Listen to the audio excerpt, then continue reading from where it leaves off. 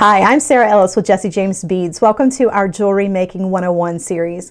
Today we're going to be creating wrapped loops using 22 gauge wire. I'm going to show you how to do that with your chain nose pliers as well as your round nose pliers. So let's get started.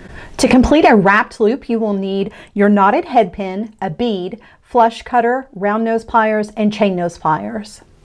Thread your bead onto the knotted head pin. Using chain nose pliers, grab the wire right at the top where it is exiting the bead. Bend the wire 90 degrees. Bring in round nose pliers, grabbing the wire so that it is running between the barrel of the pliers, and guide the tail end of the wire up and over the top barrel of the round nose pliers.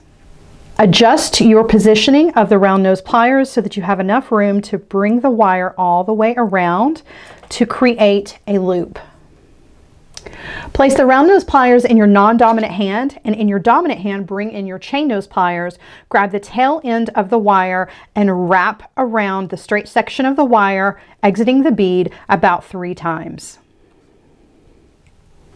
Use your flush cutter to trim the tail of the wire.